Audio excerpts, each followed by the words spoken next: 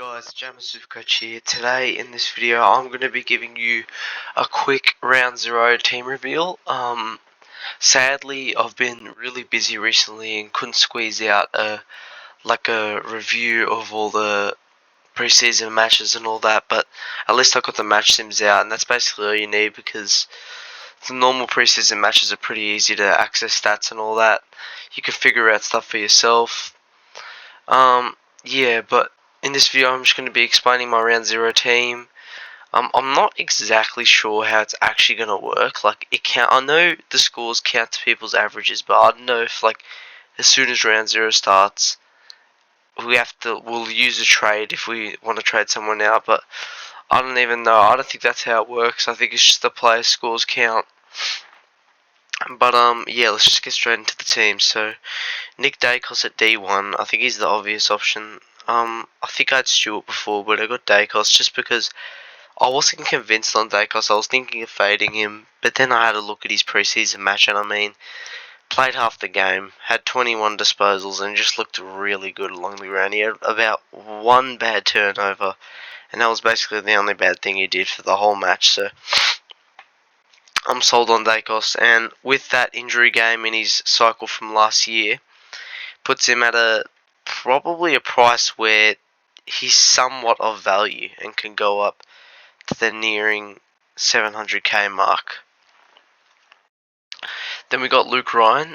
Luke Ryan is now I've gone with a very potty backline actually, and Luke Ryan is one of those pods. I think he's 3% owned.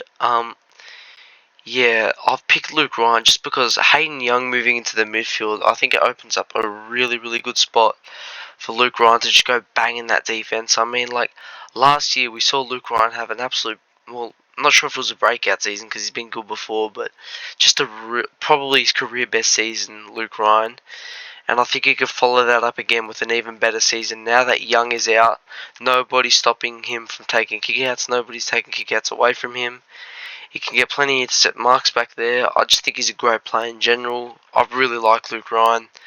I think he could go bang this year, and he's definitely someone that needs to get talked about more in Supercoach. Yeah. Next up, we got Dan Houston. He's another pod I'm going for. I saw a cheeky little stat on Twitter, I think, that said, listed all of his games at Adelaide Oval, and I don't think he had. Correct me if I'm wrong, but I don't think he had a score under 100. He might have had one 80, I think. But apart from that, he was just phenomenal at Adelaide Oval. And I mean, sure, he's a bit inconsistent. If we go to his scoring here, we could see that he can drop a bloody 170, a 156, and then go 85, and then 176, and then have a couple. Actually, you know what? It's pretty good scoring, but yeah, just a few 60s here and there, and this 47, and all of that stuff that kind of concerns me because he has got a very good roof. We've seen that now this year, but it's just a fact of whether he can stay consistent and not give you those drop crap scores like those 60s and the 50s. But I reckon he can work on his consistency this year and definitely be a better player. So Houston locked into my team, I reckon.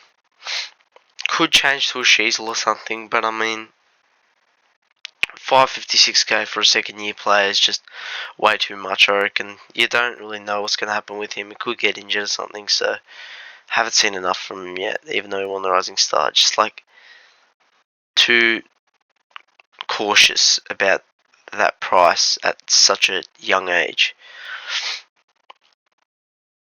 Hayden Young next up.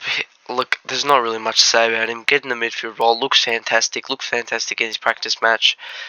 Yeah, he's a lock. Everyone has him. Then we got Zach Williams. Zach Williams, I was very surprised got named to play on Friday. They said that he would be in doubt for round 1, and then they come out and he's playing round 0. It just doesn't make a lot of sense, but doesn't matter, whatever. I like Zach Williams. He's a great pick, and of course, looking at that price, you can make some good cash. Be a good mid price in the back line. Caulfield, Reed, Pink, had them all before. They're just going to be good cash cows. Jordan Dawson as my M1.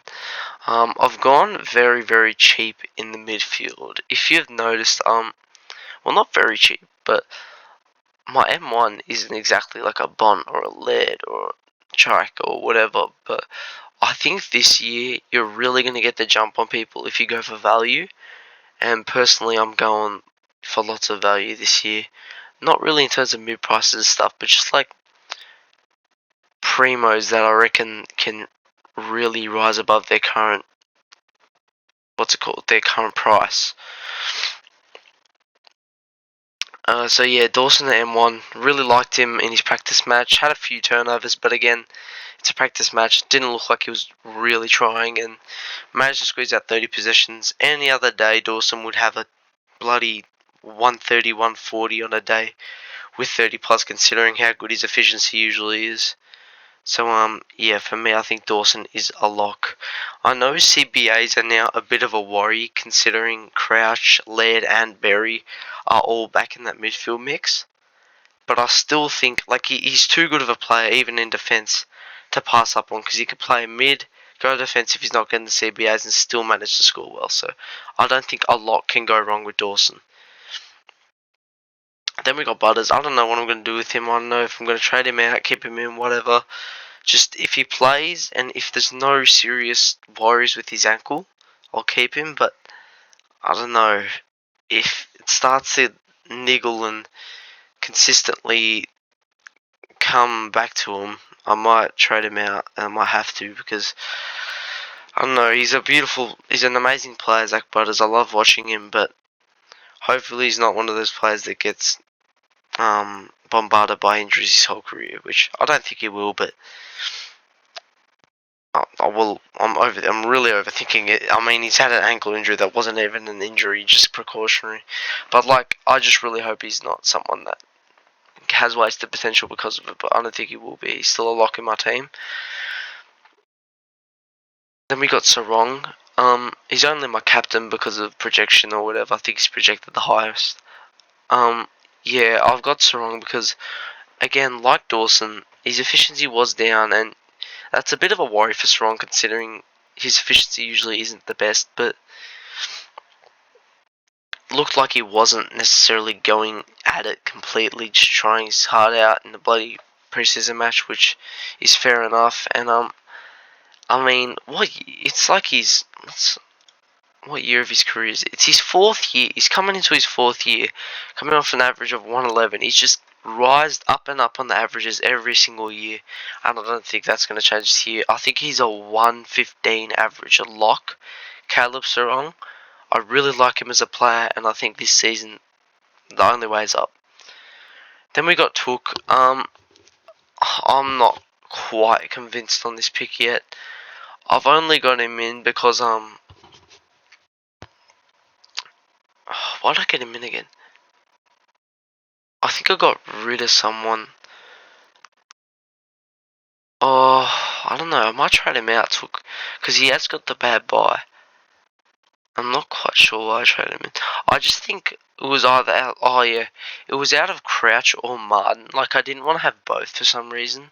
So it was either out of Crouch or Martin that I was going to pick, and I ended up picking Crouch. Like, I know that's probably going to come back to bite me, but I feel like Crouch can really get back to his best, and he looked good in his preseason match.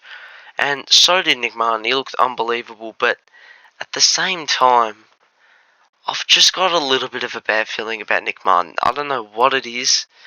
Just something about him says to me, if you pick this guy, your team's going to go off the rails. Like, I don't know. He gives off a kind of Jordan Ridley type pick. Like, pick him at the start of the year, think he's going to do amazing, and then comes out, has some bad scores, whatever, gets injured maybe. I don't know. I just have a really bad feeling about Nick Martin. Not sure what it is. I might get him in for Crouch because, to be honest, I'm not sure if Crouch can really outscore Martin this year. So I'll keep Crouch for now. Maybe I'll trade out Took for Martin or something, and then upgrade someone else. But I don't know. I'll just leave it like this for now. I think this is fine. Yeah, I love Took. he's a great player. He's definitely going to get back to his best. I worry about that buy, but at the same time, looks like we'll fuck can't speak. We will have a good cover on the bench, considering Sharp and Clark both had decent preseason matches.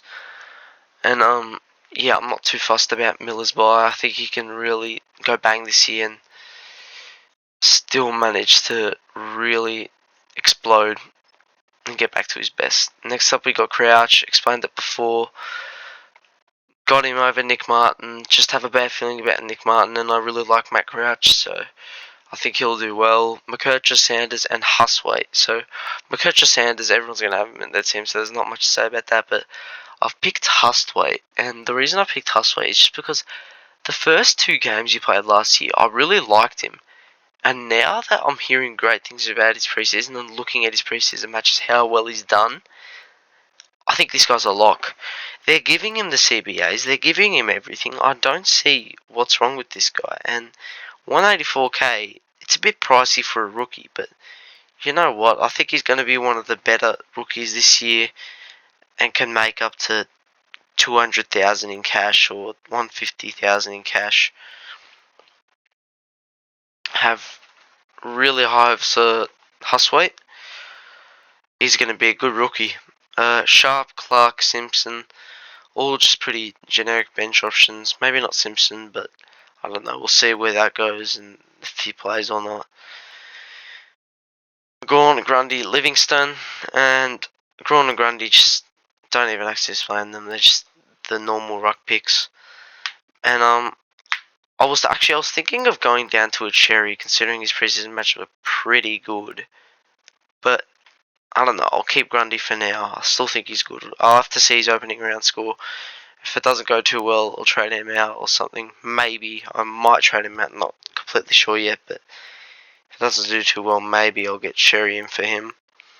And I've got a Livingstone on the bench, so you don't need a playing R3 now because Luke Jackson is F1, and you could just move him up, put him on field whenever Gordon Grundy have the buys, and then bang, problem solved.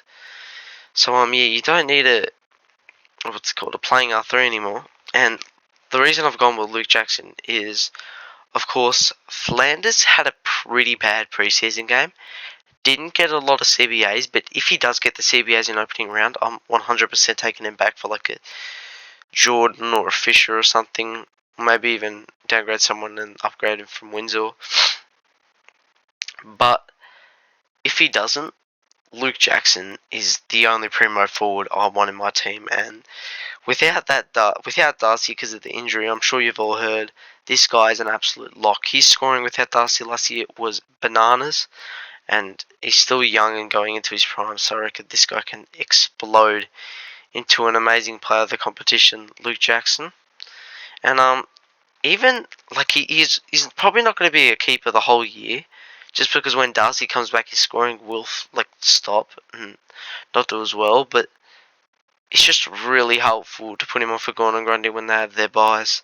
And even if Darcy does come back, I'll see how he scores. And if he scores well, you might be able to keep him. But I don't know. Darcy's a pretty injury-prone player, so he might just keep getting injured till the end of the year, and then Jackson stays in this spot in my Supercoach team the whole year. But I don't know. For now, he's just there until Darcy comes back, so that I can chuck him on for Grundy and Gorn. And yeah, I think he'll deliver some great scores without Darcy at F1. Fisher, lock. 36 disposals in the practice match, lock. I don't care what anyone says. I love this bloke at Carlton. Well, I didn't love him, but I always knew he had skill. He had fantastic skill, but we just didn't really give him the right opportunity. We gave him actually lots of opportunity, but now at North Melbourne playing halfback, it's a much easier role than being at Carlton playing full pocket. So Zach Fisher, an absolute lock for the team.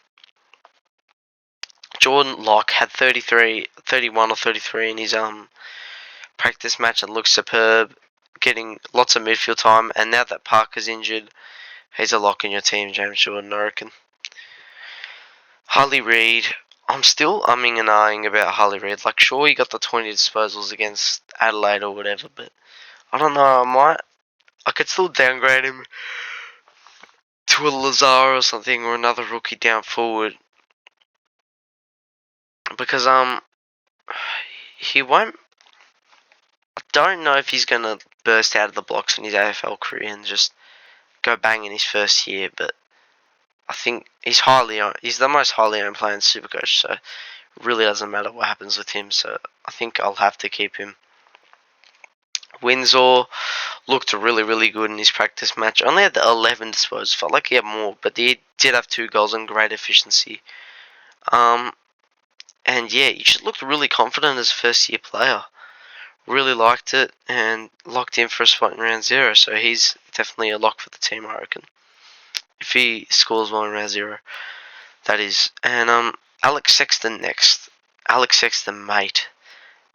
In my opinion, he's the biggest lock in Supercoach. It's a bold call, but you're at 133k and you get 35, I think, in your practice match at a new role at halfback.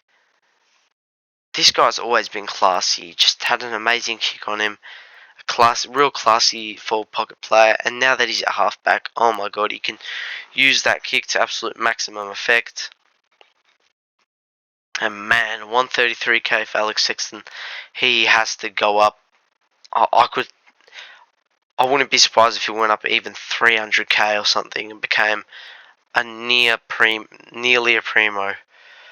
I would not be surprised at all because Alex Sexton, wow, he looked fantastic in his practice match.